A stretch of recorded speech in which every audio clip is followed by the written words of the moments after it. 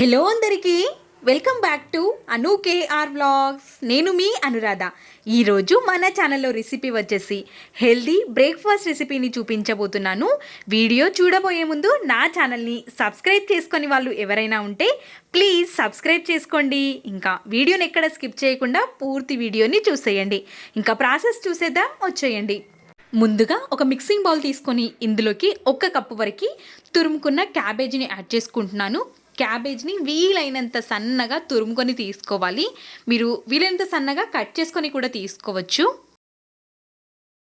ఇక్కడ ఒక చిన్న సైజ్ ఆలుని, అదేవిధంగా ఒక చిన్న సైజ్ క్యారెట్ని కూడా సన్నగా తురుముకొని తీసుకుంటున్నాను. వీటిని మనం వెజ్జీస్ని తురుముకొని తీసుకోవడం వల్ల మనకి అప్పం అనేది పర్ఫెక్ట్గా వస్తుంది. చిన్న సైజ్ ఆనియన్ని కూడా సన్నగా ముక్కల్లాగా తరుక్కొని తీసుకుంటున్నాను. 1/2 టేబుల్ స్పూన్ వరకు పెప్పర్ పౌడర్ని తీసుకుంటున్నాను. 1/2 టేబుల్ స్పూన్ వరకు పసుపు, రుచికి సరిపడా కారాన్ని యాడ్ చేసుకుంటున్నాను. పెప్పర్ పౌడర్ వేసాం కాబట్టి కారాన్ని నేను ఇక్కడ 1 స్పూన్ వరకు యాడ్ చేసుకుంటున్నాను, సరిపోతుంది. రుచికి సరిపడా సాల్ట్ని కూడా వేసేసుకొని 1/2 టేబుల్ స్పూన్ వరకు ఫ్రెష్గా పట్టుకున్న అల్లం వెల్లుల్లి పేస్ట్ని వేసుకోవాలి.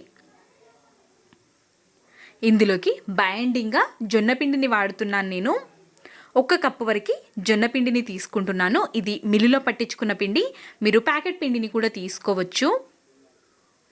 చిన్న కప్పుతో 1 కప్పు వరకు మాత్రమే జొన్నపిండిని తీసుకున్నాను. ఎక్కువగా వెజ్జీస్ యాడ్ చేసుకొని తక్కువ మాత్రమే పిండిని యాడ్ చేసుకొని తీసుకోవాలి. ఇందులో వాటర్ వేయాల్సిన అవసరం లేదు.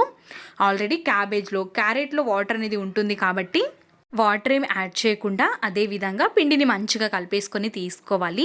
మీరు జొన్న పిండికి బదులుగా బియ్యం పిండితో కూడా ఈ రెసిపీని ప్రిపేర్ చేసుకోవచ్చు. చూస్తున్నారు కదా, ఇక్కడ ఈ విధంగా ఉంటుంది. ఎక్కువసేపు పక్కన ఉంచకుండా అప్పటికప్పుడే అప్పంలాగా ప్రిపేర్ చేసుకొని కాల్చుకొని తీసుకుంటే సరిపోతుంది. ఈ విధంగా పిండిని మాత్రం మంచిగా మిక్స్ చేసుకొని తీసుకోవాలి హెల్తీగా. ఇంకా ఇందులోకి బీన్స్, క్యాప్సికమ్ లాంటివి యాడ్ చేసుకోవచ్చు. ఈ విధంగా పిండిలో నుంచి ఒక ముద్ద సైజ్ పిండిని తీసేసుకొని డైరెక్ట్గా ఇదే విధంగా పెనం పైన చేసుకొని కూడా తీసుకోవచ్చు. కానీ కరెక్ట్ షేప్ రావడం కోసం నేను ఇక్కడ ఒక కవర్ని తీసుకొని దీనిపైన 1 స్పూన్ వరకు మాత్రమే ఆయిల్ని వేసేసుకొని పిండిలో నుంచి ఒక ముద్ద పిండిని తీసేసుకొని నెమ్మదిగా ప్రెస్ చేసుకొని తీసుకుంటున్నాను. ఈ విధంగా కవర్ పైన చేసుకొని తీసుకోవడం వల్ల షేప్ అనేది కరెక్ట్గా వస్తుంది, చూడడానికి బాగుంటుంది. కవర్ పైన చేస్తాం కాబట్టి పిండి కొంచెం లూజ్గా ఉన్న పర్ఫెక్ట్ షేప్లో వస్తుంది. కవర్కి ఎక్కడ అతుక్కోకుండా ఈజీగా తీసుకోవచ్చు. ఇంకా స్టవ్ పైకి పెనాన్ని ఉంచేసి మీరు ఐరన్ తవ పైన చేస్తున్నట్టయితే ఈ విధంగా కాస్తంత ఆనియన్ని రాసుకొని తీసుకుంటే పర్ఫెక్ట్గా వస్తాయి. మనం ఆల్రెడీ ఆనియన్కి కొంచెం ఆయిల్ అప్లై చేసి స్ప్రెడ్ చేసుకుంటాం కాబట్టి డైరెక్ట్గా అప్పంని వేసేసి 1 స్పూన్ వరకు ఆయిల్ని వేసి మూతని కవర్ చేసి మంచిగా ఉడికించుకొని తీసుకోవాలి. మూతని ఓపెన్ చేసి మళ్ళీ ఇంకొక సైడ్కి టర్న్ చేసి మూతని కవర్ చేసి కావాలి అనుకుంటే ఇంకొక స్పూన్ వరకు ఆయిల్ని కూడా వేసి మంచిగా కాల్చుకొని తీసుకుంటే సరిపోతుంది. వెయిట్ లాస్ అవ్వాలి అనుకునే వాళ్ళకి కూడా ఈ రెసిపీ చాలా బాగా ఉపయోగపడుతుంది.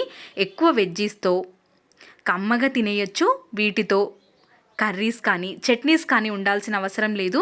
ఉత్తిది కూడా తినేయచ్చు. లేదు అనుకుంటే రైతాతో సర్వ్ చేసుకున్న రుచి చాలా బాగుంటుంది.